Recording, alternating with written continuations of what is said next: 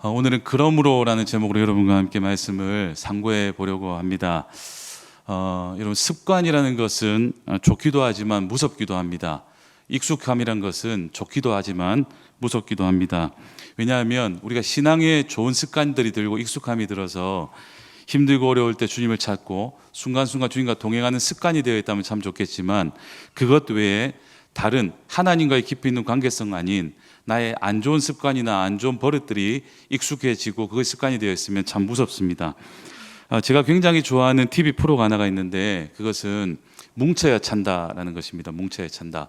지금이야 너무 잘하는 선수들로 이렇게 구성이 돼서 경기할 때마다 이기고 진짜 실제 경기 같은 그런 느낌이 들지만, 여러분 혹시 뭉쳐야 찬다 초창기 버전 혹시 기억나십니까?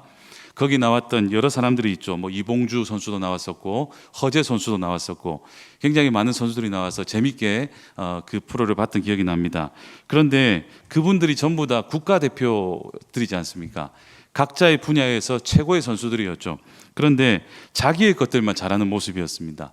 너무 자기 것들에 익숙해가지고 축구 경기를 하는데 자기의 익숙한 모습들이 축구 경기에 나와버리는 것이죠. 예를 들어서 마라톤 하는 이봉주 선수 같은 경우는 뛰는 경기지 않습니까? 그러니 축구 나서 계속 뛰는 겁니다. 공보다 더 뛰어요. 공이 뒤에 있는데 공보다 앞서 나가버리는 것이죠. 그 다음에 허재 선수, 손으로 하는 농구를 하지 않습니까? 축구를 하는데 다 공을 손으로 잡으려고 하는 거예요. 잡으면 안 되는데.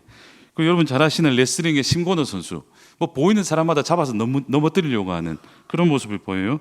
그 다음에 도마의 그 영웅인 영웅철 선수, 점프력이 높으니까 공이 오다 계속 점프만 하고 다니는 겁니다. 그리고 아나운서 김성주도 그때는 축구를 했었죠. 계속 말로 하는 거죠. 그리고 격투기 선수 김동현은 이게 축구인지 쿵푸인지 모를 정도로 그런 모습을 보입니다. 익숙하다는 것이 좋기도 하지만 어디에 어떻게 써야 되는지에 따라서 달라지는 것이죠. 여러분, 우리는 크리스찬들입니다. 하나님의 사람들이고 우리는 주님의 말씀에 익숙하고 주님과 동행하며 익숙해야 됩니다. 여러분, 힘들고 어려울 때 무엇을 더 의지하십니까? 속상하고 답답할 때 무엇을 의지하십니까? 저는 요즘에 참 마음이 힘들고 답답하고 막 괴롭고 그래서 어쨌든 그럴 때 하나님을 더 의지하고 더 기도하고 주님 앞에 바지가랑이 붙들고 그래야 되는데, 이걸 어떻게 해야 되나 너무 속이 상해가지고 밤낮 뛰고 운동하고 그러는 모습. 어쨌든 주님께 더 의지해야 되는 내 모습을 놓아버리고 다른 것에 익숙해져가는 이런 모습이 보일 때 참 부끄럽고 속상하고 그러기도 합니다.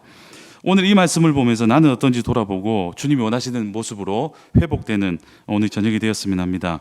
여러분, 베드로전서는 여러분 너무 잘 아시겠지만 네로의 그 기독교 박해 전후에 기록된 그런 책입니다.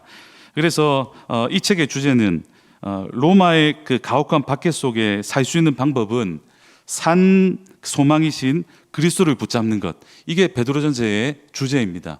그러니까 힘들고 어렵고 답답하고 죽을 것 같은 그런 고통 속에서 영원한 또 유일한 소망 되시는 예수 그리스도를 붙드는 삶이 되어야 된다. 그래서 지금 포로로 잡혀가 있는 그들에게 소망이신 예수 그리스도를 선포하면서 예수 붙들고 일어나라 하는 소망을 선포하고 있는 책이 베드로전서인 것이죠. 그런데 이 내용을 쭉 보면 소망이 예수 그리스도인데 그 소망을 붙드는 방법에 있어서 무엇보다도 중요하게 말씀을 붙들어야 된다, 그것을 얘기를 합니다. 여러분, 오늘 본문에 보시면 2장 1절에 그러므로라는 접속부사로 시작합니다. 그러므로라는 접속부사. 그런데 이 그러므로는 앞의 내용과 이어지게 되죠. 여러분, 1장 23절부터 한번 보십시오. 1장 23절에 이렇게 시작합니다. 너희가, 제가 읽어드리겠습니다. 너희가 거듭난 것은, 여기 있는 이방인들에게 너희가 거듭난 것은 썩어질 씨로 된 것이 아니요, 그러니까 없어지고 썩어져 버리는 말씀으로 된 것이 아니고 썩지 아니할 씨로 된 것이니 살아있고 항상 있는 하나님의 말씀으로 되었느니라. 너희가 지금 이렇게 살아있는 이유는 다른 것이 아니라 살아있는 항상 있는 하나님의 말씀 때문에 그렇다. 그러면서 그러므로 모든 육체는 풀과 같고 그 모든 영광은 풀의 꽃과 같으니 풀은 마르고 꽃은 떨어지되 오직 주의 말씀은 세세토록 있도다. 이렇게 얘기를 해요. 그러니까 진정한 소망이신 예수 그리스도, 하나님의 말씀만이 소망이고 모든 것 된다. 주님의 말씀을 붙들면 살 수 있고 지금 너희가 살아있는 이유가 하나님의 말씀 때문이라는 것을 분명하게 말씀하고 있는 것이죠. 그러면서 오늘의 본문이 시작이 됩니다. 자, 2장 1절 한번 보십시오. 그렇게 하나님의 말씀이 정말 소중하고 너희들을 살게 할 것인데 그러므로 너희들이 모든 악독과 모든 기만과 외식과 시기와 모든 비방하는 말을 버리고 갓난아기들 같이 순전하고 신령한 젖을 사모하라. 이는 그로 말미암아 너희로 구원에 이르도록 자라게 하람이라. 예. 그러므로 신령한 젖을 사모하라고 이렇게 시작을 합니다. 여러분 따라 하실까요? 신령한 젖을 사모하자. 예, 신령한 젖을 사모하자. 여기 보니까 신령한 젖, 왜 하나님께서 말씀이 소중하다, 말씀만이 소망이다, 예수만이 소망이다고 얘기하면서 왜 신령한 젖을 사모하라고 얘기했을까? 그래서 궁금해서 제가 이 내용을 좀 찾아봤습니다. 소아과 전문의이고 국제 인증 수육 상담가이신 정유미 전문의에게 여쭤보았습니다. 여쭤보았더니 모유에 대해서 설명을 하는데 제가 깜짝 놀랐습니다. 모유가 얼마나 정말 대단한 것인지 이렇게 적혀 있었어요. 한번 천천히 읽어드릴 테니까 들어보십시오. 모유에는 아가에게 필요한 모든 성분이 들어있습니다. 모유에는 단백질, 지방, 탄수화물, 비타민, 철분 등 아가에게 필요한 모든 성분이 최고의 품질로 들어있습니다. 철분의 경우 모유에 들어있는 양은 적지만 훨씬 효과적으로 흡수되어서 아가에게 충분한 철분을 공급할 수 있습니다. 일반적으로 만삭 건강한 아기는 첫 6개월간 모유만을 먹인다고 빈혈이 생기지는 않습니다. 모유는 아가에게 최고의 음식입니다. 모유가 아가에게 최고의 음식인 것은 누구나 잘 알고 있습니다. 공평하게도 부자 엄마든 가난한 엄마든 아가에게 먹일 젖은 거의 마찬가지로 완벽한 상태로 나옵니다. 엄마가 완전히 채식주의자만 아니라면 다른 것을 특별히 더 보충할 필요 없이 음식만 골고루 먹으면 됩니다. 아가가 성장함에 따라 아가에게 필요한 성분을 보충하기 위해서 모유의 성분도 바뀌게 됩니다. 미숙아를 출산한 엄마의 모유에는 미숙아에게 필요한 성분이 더 많이 들어가 있습니다. 날씨에 따라서도 모유의 성분이 바뀌므로 날이 더워서 아가가 땀을 많이 흘린다고 6개월 이전에 아가에게 물을 더 먹일 필요도 없습니다. 또 모유는 한 번 수유 시 처음 먹일 때와 나중에 나오는 성분이 다릅니다. 처음에는 전유가 나와 입맛을 돋구고 나중에는 지방이 풍부한 후유가 나와서 포만감을 충족시켜 줍니다. 아가의 성장에 따라 모유의 성분은 변화합니다.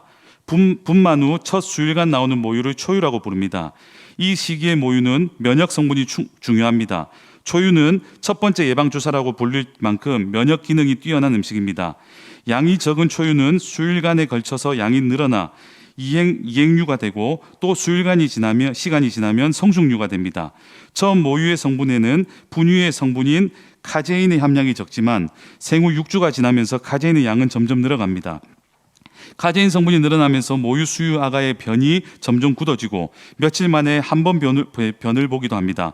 모유는 아가의 나이에 따라 성장에 필요한 성분이 바뀌어 갑니다. 제가 이 글을 쭉 보면서 우와, 하나님께서 그 아가에게 필요한 것을 이 모유에 다 담아 두셨구나. 그 필요한 그때에 따라서 정말 필요하게 모든 것들을 공급해 주시구나. 놀랍게 모유에 모든 것이 들어있다고 이제 발견하게 된 것이죠. 그런데 오늘 말씀에 보면 뭐라고 얘기하고 있냐면 말씀이 소중하고 말씀이 필요한데 다른 거 필요 없이 갓난 아기들 같이 순전하고 신령한 젖을 사모하면 된다라고 얘기하고 있습니다. 여러분, 모유가 완벽한 아가에게 필요한 음식이라 그러는데 여러분도 동일하게 하나님의 말씀이 정말 완벽한 모든 것이 된다는 것을 믿으십니까? 아멘. 그렇다면 우리는 이것을 더 의지하고 정말 사모한 우리가 되어야 되는 것이죠. 근데 우리는 말로는 주님의 말씀이 모든 것이 완벽하고 말씀이 모든 것이 된다라고 얘기를 하지만 우리가 살아가는 삶에서 힘들고 어렵거나 답답할 때 완벽하고 모든 것 되는 하나님의 말씀 앞으로 가기보다는 저같이 속이 상하니 이 스트레스를 풀기 위해서 런닝머신을 타고 천국의 계단은 몇 번이나 탄지 모릅니다. 저는 천국의 계단 타면 천국 갈 줄 알았는데 그냥 제가 천국 갈 것 같더라고요. 그렇게 하고 있는 제 모습 얼마나 연약하고 어리석은지요. 신령한 젖을 사모하는 것처럼 하나님의 말씀을 사모하는 우리가 돼야 되는 것이죠. 그런데 여기서 이 신령한 젖을 사모하라고 되어 있습니다. 여러분 어린아이의 모습을 생각해 보십시오. 어린아이가 저는 이제 아이가 없어서 잘 모르겠지만 제 조카나 다른 아이들을 보면 그렇습니다. 젖을 먹고 싶어서 배가 고프니까 젖을 사모하니까 그 젖 먹으려고 얼마나 발버둥 치는지 몰라요. 저희 조카도 저하고 정말 비슷하게 생긴 여자 조카가 있거든요. 기도 제목이죠. 이 친구가 젖을 먹기 위해서 정말 이렇게 사모하는 모습을 본 기억이 있습니다. 얼마나 막 엄마를 못 살게 구는지 젖달라고 떼를 쓰고 목소리도 막 저보다 더 커요. 그러니까 엄마한테 고함을 지르면서 와 하면서 하는데 정말 막 하는 거예요. 걔한테 필요한 것은 다른 것이 아니에요. 명품이 필요한 것도 아닙니다. 나이키 신발이 필요한 것도 아니에요. 애들한테 그거 줘봐야 어디 사용하겠습니까? 그냥 집어 던지거나 뜯어버리거나 그렇게 하죠. 정말 이 어린아이에게 필요한 것은 지금 현재 필요한 이 젖, 이 모유, 이것이 필요한 거예요. 그런데 우리에게 뭐라고 하시냐면 어린아이들처럼 갓난아기들 같이 순전하고 신령한, 이 신령한이라는 것은 정말 모두가 이해할 만한, 모두가 봐도 좋을 만한 이 젖을 사모하라고 하는 것입니다. 정말 그것을 찾기 위해서, 소유하기 위해서 발버둥치라는 것이죠. 옆에 분들에게 한번 질문해 보십시오. 옆에 분들에게 젖을 그렇게 사모하십니까? 하나님의 말씀을 그렇게 사모하십니까? 한번 물어보십시오. 네. 네. 여러분 자신에게도 물어보시죠. 나는 정말 하나님의 말씀을 이렇게 사모하는가? 여러분 어떠십니까? 제가 주일날 아침에 저희 찬양팀 연습 때문에 이렇게 8시 20분에 본당 안으로 들어옵니다. 은혜올 안으로. 그 전에 이제 교역자 회의가 있어서 더 일찍 오긴 하지만 8시 20분에 딱 문을 열고 들어가면 소리가 하나가 들립니다. 소리가 하나. 어떤 소리가 들리냐면 허머의 집사님께서 제일 뒷자리에 앉으셔가지고 성경을 읽으세요. 성경을 굉장히 크게 읽으시는데 감동입니다. 하루도 빠짐없이 가장 일찍 와서 기도하면서 성경을 읽으며 주님을 사모하고 있는 그 모습이 얼마나 아름답고 멋져 보이는지 모릅니다. 물론 몸은 레슬링을 하셔가지고 정말 무섭지만 하나님의 말씀을 사모하는 그 허머의 집사님의 그 순전한 아름다운 모습은 정말 이루 말할 수가 없어요. 그렇게 사모하는 것이 그렇게 하면 주님을 닮아가는 모습으로 회복될 수밖에 없어요. 완전한 하나님의 말씀을 계속해서 내가 먹으니 얼마나 바뀌겠습니까? 여러분 요즘에 큐티 하십니까? 제가 어릴 때 큐티를 배울 때 이렇게 배웠던 것이 있습니다. 말씀을 쭉 묵상하고 나서 적용점 한두 가지 찾기, 이렇게 가버려요. 여러분 이것도 어릴 때는 좋은 묵상의 방법이긴 합니다. 하지만 우리가 조금 더 잘하고 하나님의 말씀을 우리의 시각으로 볼 수 있는 눈이 생겼을 때는 어떤 적용점을 찾기보다도 그 말씀 속에서 하나님이 누구신지, 하나님이 어떤 분이신지 깨닫고 나서 그 말씀이 나를 살게 하도록 내버려 두는 것, 그것까지 나가야 돼요. 제가 어릴 때 어떤 경험이 있었냐면 묵상을 하고 말씀을 나누는데 제 친구가 다윗과 골리앗에 대한 그 말씀을 같이 묵상한 거예요. 그래서 하나님은 정말 위대하시다, 정말 그 작은 자를 들어 사용하시고 하나님은 정말 위대하신 분이다, 이렇게 하고 나서 그 친구가 어떻게 적용했냐면 나도 다윗처럼 쓰임받기 위해서 열심히 팔 돌리는 운동을 해야 되겠다. 그래가 헬스장을 다녀야 되겠다. 이게 적용점으로 들어갔어요. 그래서 그 다음 주에 와가지고는 헬스장 갔다라고 난 하나님의 말씀에 순종해서 이렇게 하고 있는 겁니다. 어릴 때는 그 모습도 좋아 보이지만 우리가 더 성장한다면 하나님의 말씀이 나를 살게 하도록 주님의 말씀을 든든하게 먹는 우리가 필요하다는 것이죠.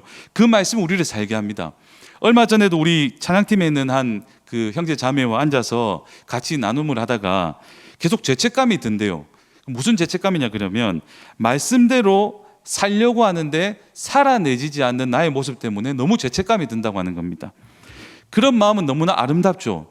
하지만 더 중요한 것은 내가 살려고 발버둥 치는 것이 아니라 말씀을 계속 먹다가 나도 모르게 말씀이 내 속에서 자연스럽게 살게 되어서 내가 살려고 하지 않아도 사라지는 것. 여러분 그런 거, 예를 들면 그런 거죠. 빨간색, 초록색 신호등 있지 않습니까? 신호등 있을 때 내가 빨간색일 때 멈춰야지, 파란색일 때는 가야지 라는 생각으로 서 계신 분 계십니까? 요즘에 나도 모르게 그것이 습관이 되어서 그렇게 살아내지지 않습니까?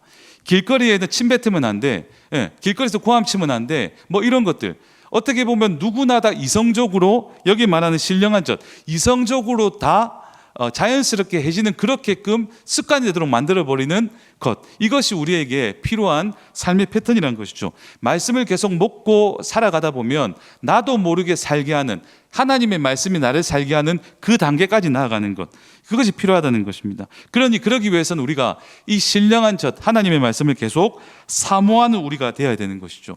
계속해서 이 말씀이 나에게 들어오면 나는 그렇게 살 수 있어, 말씀이 나에게 들어오면 영양분이 공급되어 나는 건강하게 될 수 있어, 이런 간절함으로 계속 주님의 말씀을 찾는 우리가 되어야 된다는 것입니다. 그리고 또 하나 생각해야 될 것은 우리 4절 한번 같이 읽어보십시다. 4절 같이 읽습니다. 시작. 버림바가 되었으나 하나님께는 택하심을 입은 보배로운 산돌이신 예수께 나아가, 네, 산돌이신 예수께 나아가야 됩니다.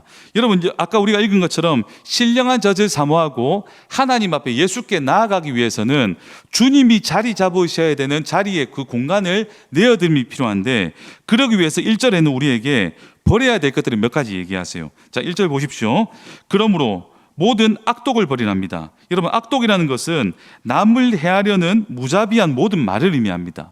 그러니까 남을 어떻게든 힘들게 하기 위해서 막 내뱉는 여러 가지 무자비한 말들, 이것을 버리래요. 두 번째, 기만, 속이는 거죠. 속이는 것을 버려야 됩니다. 외식, 겉과 속이 다른 것을 버려야 돼요.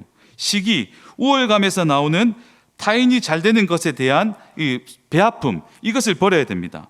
그 다음에 비방하는 말, 중상모략이나 악담이나 이런 것을 버려야 돼요. 이런 것을 버리고 주님의 말씀이 자리 잡도록, 예수께 나아가는 그것이 자리 잡도록 우리는 그런 작업들을 해야 된다라고 말씀하고 계신 것이죠. 자, 그런데 우리가 주님 앞에 나아가야 되는데 세상 사람들은 예수 앞에 나아가는 것을 별로 소중하게 생각하지 않습니다.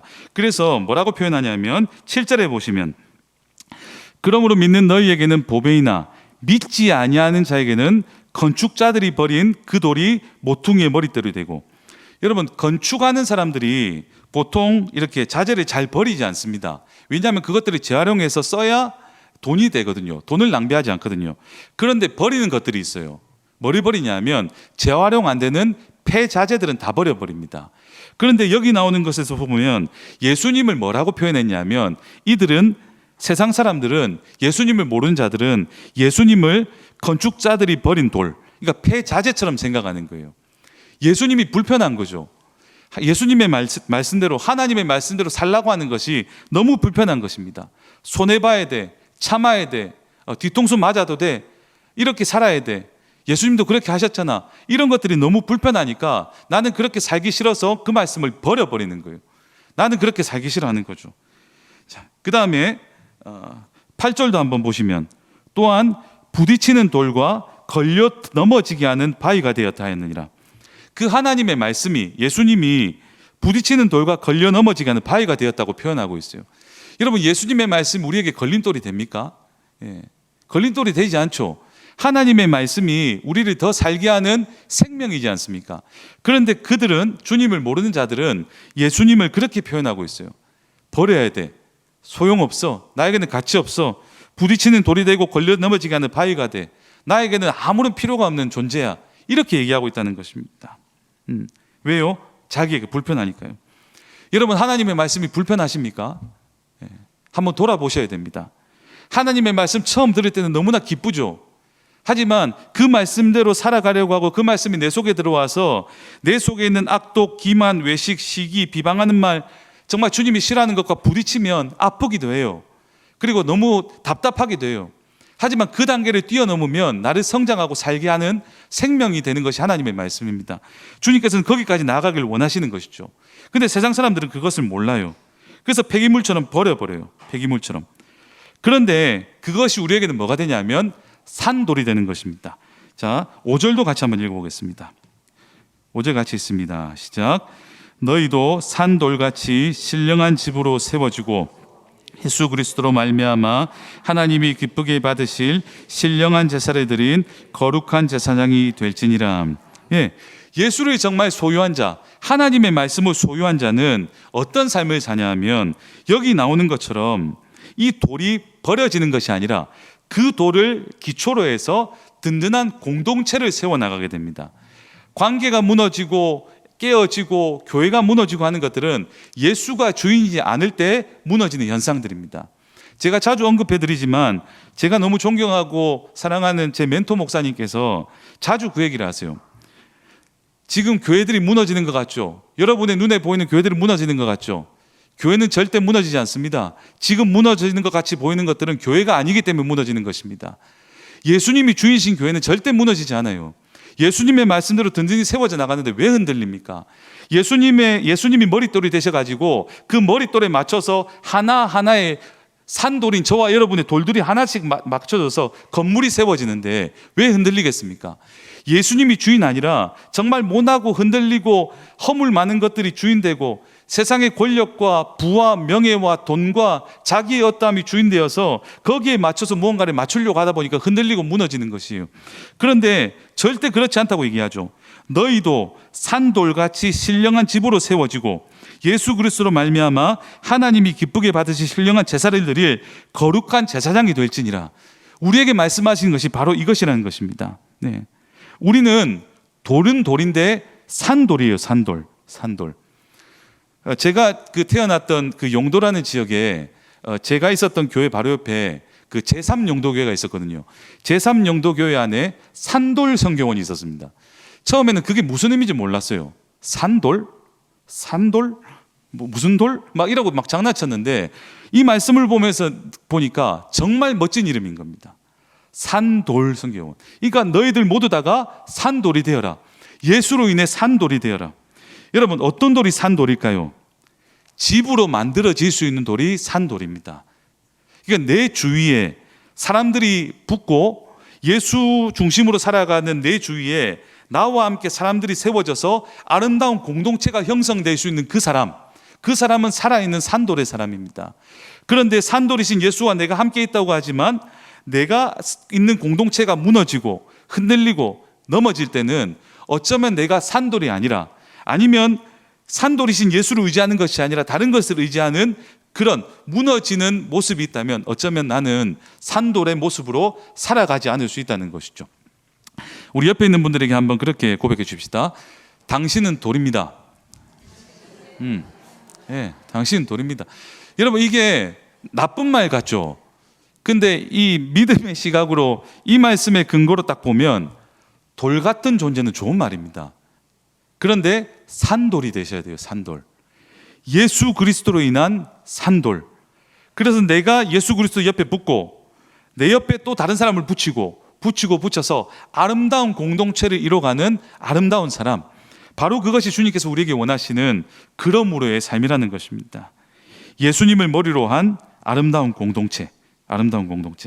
절대 끼리끼리 내가 주인 되어서 내가 좋은 사람만, 내가 원하는 사람만 붙여가지고 내가 원치 않는 사람들은 버려버리고 이런 것이 아니라 함께 예수를 머리 삼아 같이 공동체로 세워져 나가지고, 나는 세모 같을 수 있어요. 그 사람은 네모 같을 수 있어요. 그런데 같이 부딪히고 하면서 나중에는 함께 아름다운 네모로 만들어지어서 이 돌들이 쌓여갈 수 있는 그런 사람. 어떻게 모든 사람이 똑같을 수 있고 흠이 없을 수 있겠습니까? 같이 세워져 나가는 것이죠. 그렇기 때문에 하나님의 사람은 예수님을 닮아야 됩니다. 여러분, 예수님의 모습을 한번 생각해 보십시오. 예수님의 기준으로, 예수님의 모습으로 인간을 본다면 우리가 어떻게 주님과 함께 공동체가 될 수 있습니까? 완전하신 예수님, 정말 흠 없으신 예수님, 정말 허물 많고 이게 무슨 세모뿐만이 아니라 톱니바퀴 같은 우리가 그 주님과 함께 아름다운 그 교회 공동체를 이룰 수 있다? 이것은 사실 주님께서 철저하게 낮아지셔서 우리를 품어주신 주님의 사랑 때문에 그렇습니다. 그렇다면 우리는 어떻게 해야 될까요? 우리도 더 낮아지고 우리도 더 품고 우리도 더 넓은 마음으로 함께 갈 수 있는 그런 아름다운 사람들이 되어야 되는 것이죠. 여러분, 물론 함께 간다는 것이 쉽지 않습니다. 그런데 함께 가야 됩니다. 함께 가야 됩니다. 만약 예수님이 그런 논리로 만약에 하셨다면, 우리와 같은 시각, 어리숙한 우리의 같은 시각으로 하셨다면 우리 여기에 아무도 있을 수가 없어요. 그렇지 않습니까? 우리는 그런데 주님을 주인 삼고 정말 주님의 제자로서 살아가는 제자들 아닙니까? 그러면 스승이신 그분의 삶을 따라가야죠. 길이요 진리요 생명이신 예수님이 하신 말씀을 그대로 따라가야죠. 그러려면 우리는 신령한 젖을 사모해서 하나님의 말씀을 먹어서 말씀대로 살게 하는 그 논리대로, 그 말씀대로 걸어가는 삶을 살다 보면 누구나 품을 수 있는 아름다운 하나님의 사람이 될 수도 있습니다. 그런데 나의 모습을 보니까 여전히 연약해요. 그러면 어떻게 해야 됩니까? 또 젖을 먹어야 돼요. 또 내 모습 속에서 허물 많고 흠 많은 모습이 나와요. 그러면 어떻게 해야 돼요? 또 젖을 먹어야 돼요. 계속해서 주님의 말씀을 계속 먹으면서 영양분을 공급받고 계속해서 치유되고 회복되는 모습으로 그렇게 성장하고 성숙해서 나가는 하나님의 사람으로 우리는 자라가야 되는 것이죠. 그것이 주님께서 원하시는 하나님의 사람들의 모습이라는 것입니다. 아까 말씀드린 제 멘토 목사님의 교회는 프로그램이 몇 개 없어요. 성경 읽는 것과 기도하는 것밖에 없습니다. 이 딱 두 가지 프로그램이 있어요. 그리고 함께 모여서 기도할 때는 먼저 기도하라고 하지 않고 말씀부터 읽으라 그러세요. 여러분 왜 그렇게 하는 걸까요? 그냥 기도를 하다 보면 내가 원하는 것을 막 토해내는 거예요. 그런데 하나님의 말씀을 읽게 되면 주님의 말씀을 먹으니 주님께서 원하시는 대로 기도를 할 수 있는 것이죠. 그렇기 때문에 기도보다 우선되어야 되는 게 하나님의 말씀입니다. 내 생각보다 우선되어야 될 게 하나님의 말씀입니다. 무엇보다 우선되어야 될 게 하나님의 말씀입니다.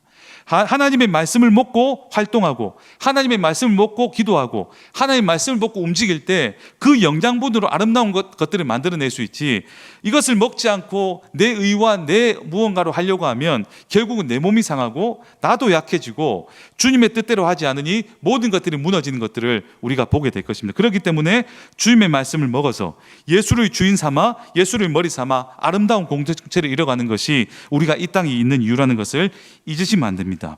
그리고 또 마지막으로 9절 10절에 보시면 이렇게 얘기하죠. 여러분이 너무나 잘 아는 축복송의 이 가사인데, 그러나 너희는 택하신 족속이요 왕같은 제사장들이요 거룩한 나라요 그의 소유가 된 백성이니 이는 너희를 어두운 데서 불러내어 그의 기이한 빛에 들어가게 하시니에 아름다운 덕을 선포하게 하려 하심이라.